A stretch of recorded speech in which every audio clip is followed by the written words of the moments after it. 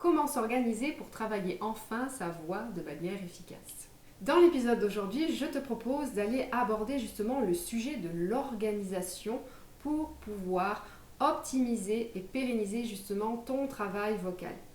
Tout passe par l'organisation. Si tu veux arriver à exceller et à développer réellement tes capacités oratoires, tu dois être en premier lieu organisé. Et pour ça, je te propose d'aller à travers 5 règles qui vont pouvoir te permettre justement de pouvoir avoir cette organisation parfaite pour toi, de manière justement à travailler et à voir justement une évolution concrète de ton travail vocal. Tout d'abord, je t'invite à aller t'abonner à ma newsletter. J'y partage des trucs et astuces que je ne partage pas sur les réseaux sociaux, et si tu as à cœur d'en savoir beaucoup plus sur ce sujet, eh bien je t'invite fortement à me rejoindre à travers ma newsletter.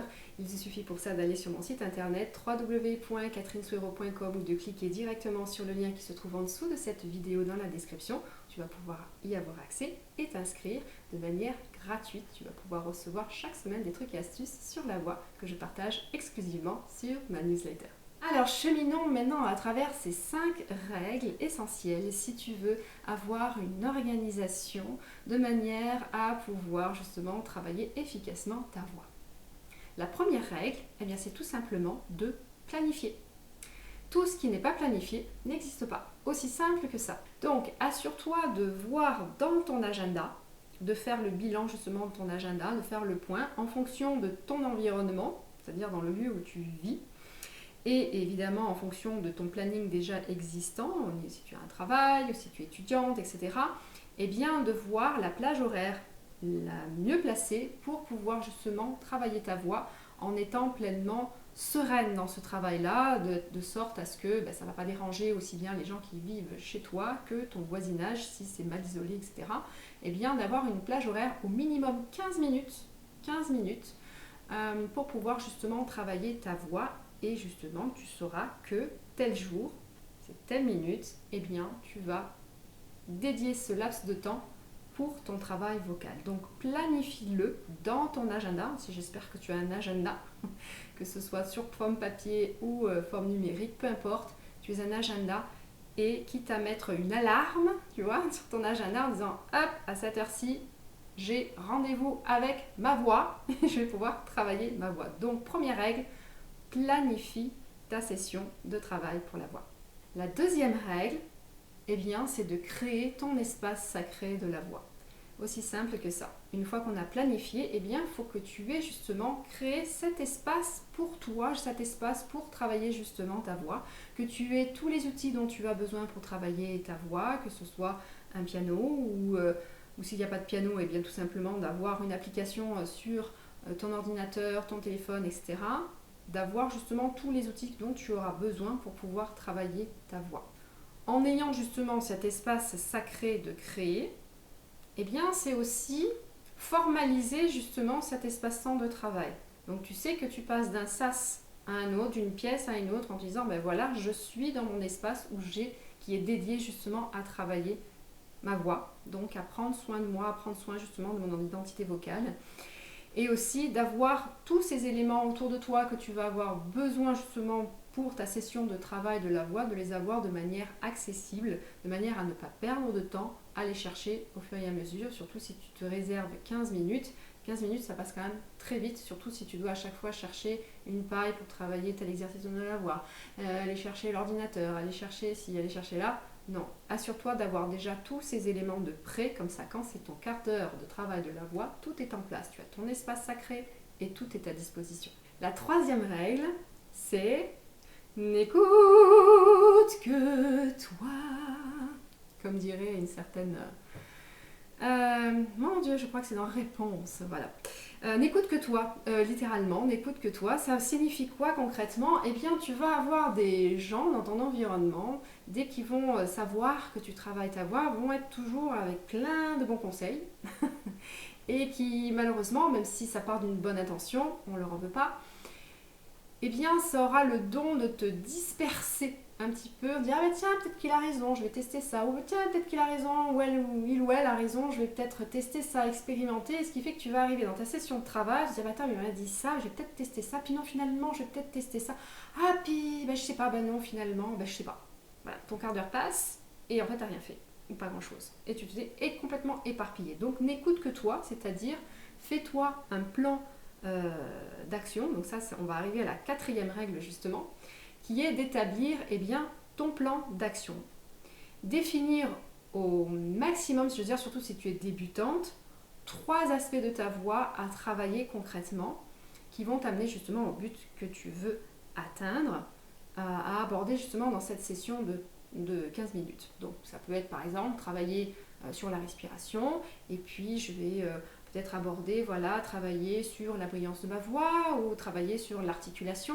Définis vraiment 3 axes de travail, 3 aspects techniques justement sur ta voix et note-toi-les dans ton agenda. Donc ça revient à dire ce qu'on a dit en première règle, c'est-à-dire de le planifier, donc de l'écrire. Tel jour, je vais travailler ces 3 points dans mon espace sacré et je vais déjà installer dans mon espace sacré de la voix les éléments dont je vais avoir besoin pour travailler les 3 points que j'ai, 3 aspects de ma voix que j'ai définis au préalable et que moi j'ai décidé de travailler. Alors bien sûr, si tu es accompagné par un coach, félicitations. Du coup, tu vas pouvoir avoir un accompagnement précis justement sur quoi faire, avoir justement une directive sur ça. Et quand je disais justement dans la 3e règle, n'écoute que toi, bien évidemment, si tu as un coach et que tu as totalement confiance en ce coach et que justement tu l'as choisi intelligemment parce que tu sais qu'il va pouvoir t'amener dans la direction que tu veux et que ça a été clairement spécifié, et bien sûr je t'encourage à écouter ton coach vocal. Donc dans la 3e règle, quand je disais n'écoute que toi, c'est dans l'environnement où forcément des fois, parfois on a des gens qui pensent bien faire et que ça marche pour eux. Donc c'est vraiment des suggestions qui peuvent être très intéressantes pour elle-même, mais pas forcément pour toi. Donc c'est important de te connaître toi, et c'est pour ça que je dis n'écoute que toi, c'est-à-dire de savoir ce que tu as réellement besoin pour toi, pour atteindre justement l'oratrice que tu veux être, ou la chanteuse que tu veux être, ou même l'oratrice-chanteuse que tu veux être. Donc voilà, et en règle numéro 4, en définissant point par point à chaque session que tu définis, ça peut être 2, 3, 4 sessions par semaine, de les définir en dispatchant justement ton travail avec maximum 3 axes de travail, surtout si tu es débutante. Voilà. Après par la suite bien sûr tu peux en rajouter davantage, parce qu'on va pouvoir aller compléter au fur et à mesure, voilà, les différents aspects de la voix pour les imbriquer ensemble justement, de manière toujours à aller progressivement dans ton ascension vocale et travailler encore une fois de manière efficace. Donc on en rejoint à l'organisation et on arrive maintenant à la 5e règle. 5e règle justement pour pouvoir justement s'organiser de manière à travailler sa voix efficacement, eh bien c'est de suivre le plan. C'est-à-dire qu'une fois que tu as planifié ton espace-temps pour travailler justement ta voix, que tu as créé ton espace sacré, qu'à l'intérieur tu y as mis justement tous les éléments dont tu as besoin, que tu as bien défini ce que tu voulais clairement, donc de te faire confiance, de t'écouter intérieurement ce que tu ressens en fonction de ce qui fonctionne ou non pour toi, que tu as défini justement dans cet espace-temps, cet espace sacré, etc., et de ce que tu as vraiment envie et à cœur de développer, de définir les 3 axes de travail pour chaque session, eh bien, c'est de te tenir au plan et donc de le suivre. Et au fil du temps, tu vas pouvoir, tiens, cette semaine, j'ai testé ça tel jour, j'ai testé ça tel jour, ça a fonctionné, ça n'a pas fonctionné, pourquoi ça n'a pas fonctionné? Peut-être que je n'ai pas abordé le bon exercice, peut-être que j'ai besoin de d'autres étapes au préalable pour pouvoir arriver à réaliser cette prouesse-là. Et ainsi de suite, tu vas pouvoir reprendre, planifier, agencer justement ton espace sacré avec les outils dont tu vas avoir besoin, t'écouter intérieurement justement ce que tu as envie de faire et d'évoluer, définir donc dans tout ça les aspects de ta voix que tu veux développer sur telle session, telle session, telle session, continuer à suivre ce plan et ainsi de suite, et de faire des réajustements. Voilà les 5 règles que tu dois, à mon sens, avoir pour pouvoir t'organiser de manière à travailler ta voix efficacement.